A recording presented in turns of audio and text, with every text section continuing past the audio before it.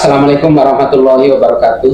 Waalaikumsalam warahmatullahi wabarakatuh. Selamat pagi pemirsa. Selamat Hari pagi. ini Selasa 2 April 2024, Metro Dompu Channel kembali dengan program bincang-bincangnya bersama saya Sukriya Dinteo. Kali ini mengangkat topik upaya Dinas Satpol PP Kabupaten Dompu dalam mengamankan peraturan daerah. Sudah bersama saya Kepala Dinas Satpol PP Kabupaten Dompu, Bapak Sukadin Haji Suhaib. Selamat pagi, Pak. Selamat pagi. Assalamualaikum warahmatullahi wabarakatuh. Waalaikumsalam. Sebagai aparat yang memberi ketentraman dan ketertiban umum terhadap masyarakat Kabupaten Dompu, apa saja perda yang diprioritaskan untuk diamankan oleh Satpol PP, Pak Hasan? Terima kasih Bung Supriyadin. Jadi Satuan Polisi Pamong Praja Kabupaten Dompu dalam rangka mengamankan perda. Jadi ada perda-perda prioritas yang bersentuhan langsung dengan kebutuhan masyarakat. Itu yang kita lakukan karena akhir-akhir ini karena ada keresahan masyarakat, adanya ternak liar, baik ternak besar maupun ternak kecil yang semarak masih liar di Kabupaten Dompu. Jadi seperti yang kita ketahui, kita saksikan bersama bahwa ternak liar ini sampai dengan masuk ke pendopo, masuk ke taman. Nah, untuk itu ke depan ini sesuai dengan harapan Pak Bupati, sesuai dengan himbauan Pak Bupati bahwa tidak akan mentolerir, tidak akan memberi ruang lagi bagi pemilik-pemilik ternak ini yang masih melepas liar ternaknya di dalam kota. Karena memang pemerintah, baik pemerintah pusat maupun pemerintah daerah telah menyediakan lahan di Doroncanga untuk melakukan pelepasan ternak. Sehingga dengan demikian ke depan ini kita tetap memacu anggota kita bagaimana supaya ternak liar di kota khususnya tidak akan bisa berkeliaran lagi, kira-kira begitu. Selain perda ternak liar di perkotaan ini, apalagi perda yang diamankan, yang ditertibkan oleh Satpol PP khususnya untuk keamanan dan kenyamanan masyarakat Kabupaten Dompu? Jadi berbicara perda yang diterbitkan oleh eksekutif maupun legislatif di Kabupaten Dompu ini sebenarnya cukup banyak. Tetapi Satuan Polisi Pamong Praja dalam rangka mengamankan perda ini tentu setelah adanya pengaduan daripada masyarakat kita ataupun instansi-instansi yang melaksanakan perda itu.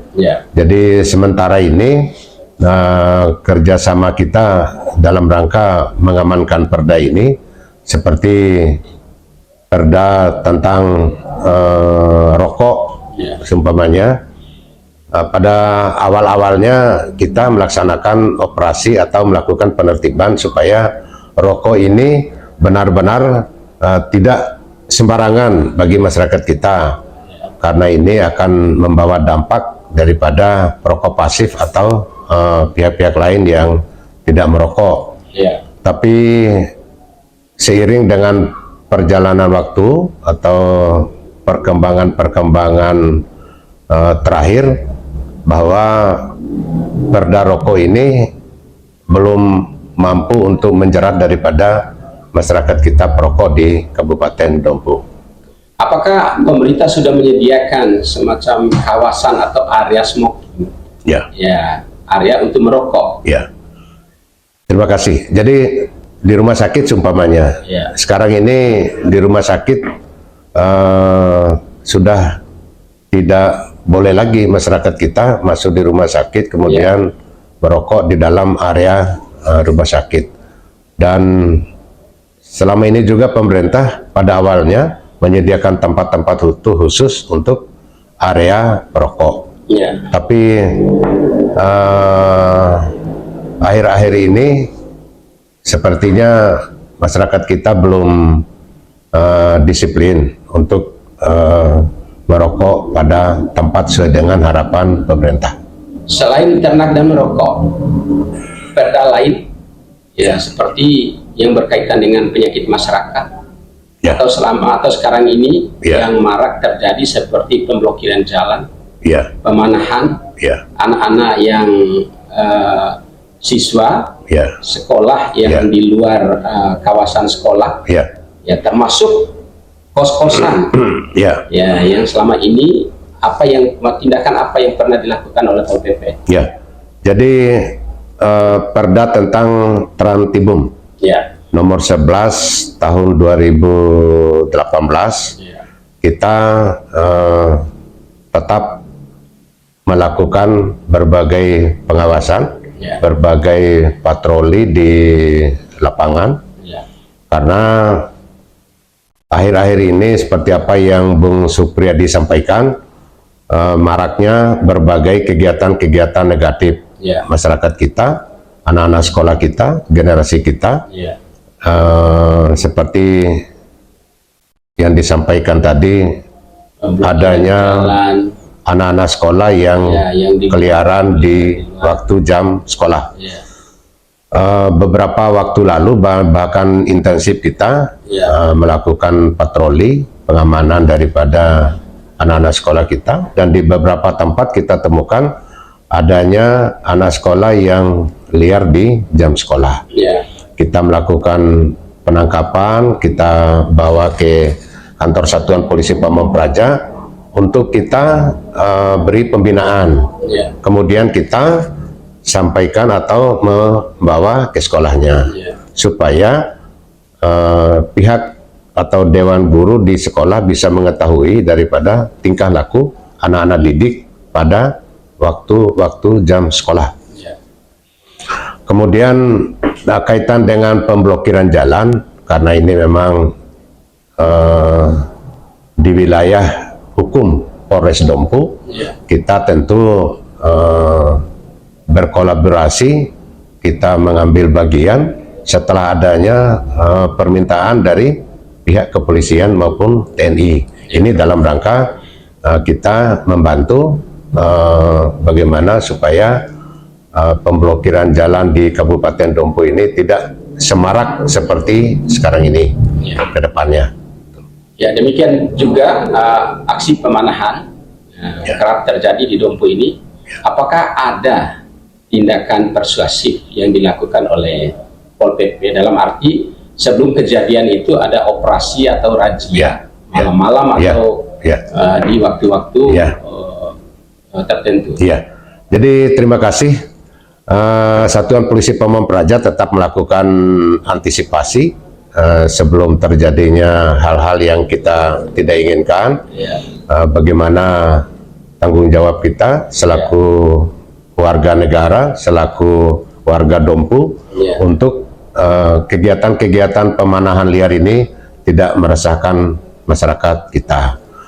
Jadi berkaitan dengan pemanahan liar ini, untuk Bung Supriyadin ketahui, dan ini sebagai informasi dari Satpol PP, di beberapa tahun terakhir ini kita selaku polisi Pamong Praja daerah berkoordinasi dengan pihak kepolisian, kemudian kita melakukan apel siaga bersama, kemudian melakukan patroli atau razia bersama di lapangan untuk memastikan bahwa kedepannya kegiatan-kegiatan generasi kita, anak-anak kita tidak akan terjadi lagi, atau tidak akan mengulangi lagi hal-hal seperti itu. Jadi tetap kita intens melakukan patroli ataupun razia untuk hal-hal seperti itu. penyakit masyarakat lainnya seperti ada beberapa kos-kosan di Kabupaten Dompu ini yang kabarnya dihuni oleh orang-orang yang tidak sepantasnya. Katanya kabarnya ada siswa, ada istri orang, suami orang, dan sebagainya. Seperti apa tindakan yang dilakukan? Nah, itulah sebelum saya menjelaskan itu, saya mikirkan dampak daripada praktek-praktek di kos-kosan ini bagi anak-anak kita, generasi kita yang ada di sekitarnya.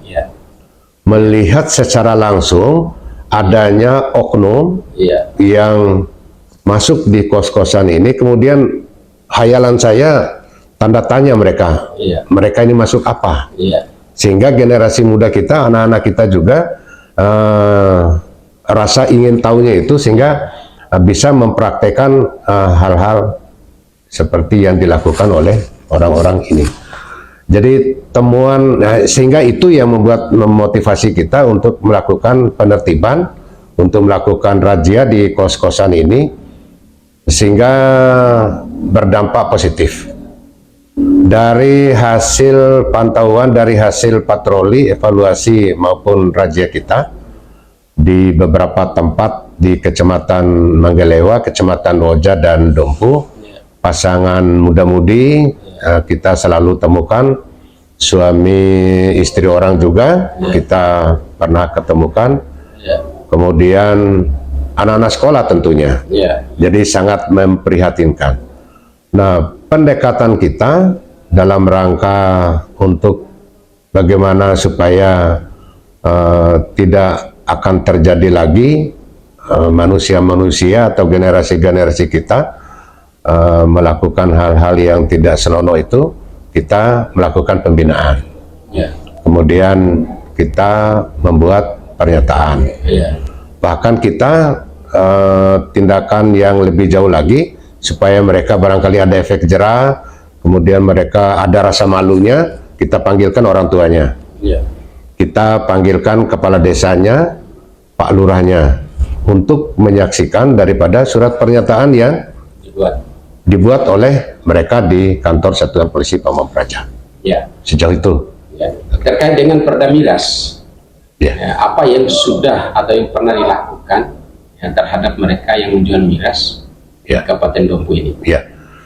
Jadi Perda Miras sesuai dengan Perda nomor 6 tahun 2010. Jadi kita tetap melakukan pemantauan, pengawasan, karena memang di Kabupaten Dompu ini sudah ada lokasi khusus untuk diperbolehkan melakukan penjualan atau pengedaran miras ini, yaitu di Lakei. Kalau di luar Lakei untuk sementara ini tidak diperbolehkan, walaupun itu di bawah 5%. Nah, dengan perda itu anggota kita tetap melakukan pengawasan, monitoring, dan melakukan razia dan penangkapan di beberapa tempat. Tapi alhamdulillah akhir-akhir ini di Kabupaten Dompu sepertinya sudah jauh berkurang. Bahkan sudah tidak ada sama sekali saya dengar adanya masyarakat kita mabuk karena minuman keras. Sementara ini. Terkait dengan anggota personel yang ada di Satpol PP Kabupaten Dompu ini, apakah sudah mencukupi, sudah cukup dengan kebutuhan masyarakat? Nah, kemudian yang kedua, kaitan dengan perkantoran, fasilitas pendukung yang ada di sini ini, apakah sudah mencukupi sesuai dengan aturan dan tupoksi daripada Satpol PP? Jadi terima kasih. Berbicara masalah personil, barangkali kita merasakan masih cukup karena kita butuh tenaga yang banyak itu sebenarnya pada saat kegiatan-kegiatan nasional, seperti pemilu, seperti pilkada, seperti hari-hari besar lainnya. Karena anggota kita tersebar di 8 kecamatan. Artinya kegiatan-kegiatan di kabupaten di backup oleh anggota saya yang ada di kabupaten, Sementara di kecamatan ada anggota kita yang kita tempatkan di kecamatan. Jadi belum kita rasakan terlalu masalah kalau masalah anggota. Kemudian sarana prasarana penunjang.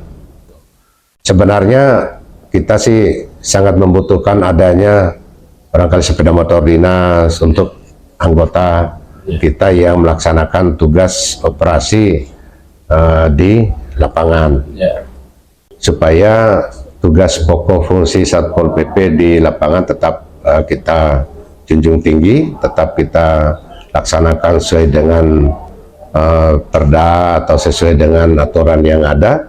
Nah, harapan kita kepada masyarakat dengan berbagai kejadian di Kabupaten Dompu ini agar kiranya semua pihak mengambil perannya masing-masing, selaku tokoh agama mungkin Pak Lurah atau Pak Kades atau Pak Camat dan lain sebagainya, supaya tetap melakukan pengawasan di lapangan sehingga ke depan Kabupaten Dompu ini bisa berubah. Kemudian harapan kita bersama bisa maju dari kondisi yang ada sekarang. Terima kasih Pak Kasat. Ya. Pemirsa, demikian bincang-bincang kami bersama Kepala Dinas Satuan Pol PP Kabupaten Dompu. Semoga bermanfaat. Selamat pagi. Wassalamualaikum warahmatullahi wabarakatuh. Waalaikumsalam warahmatullahi wabarakatuh.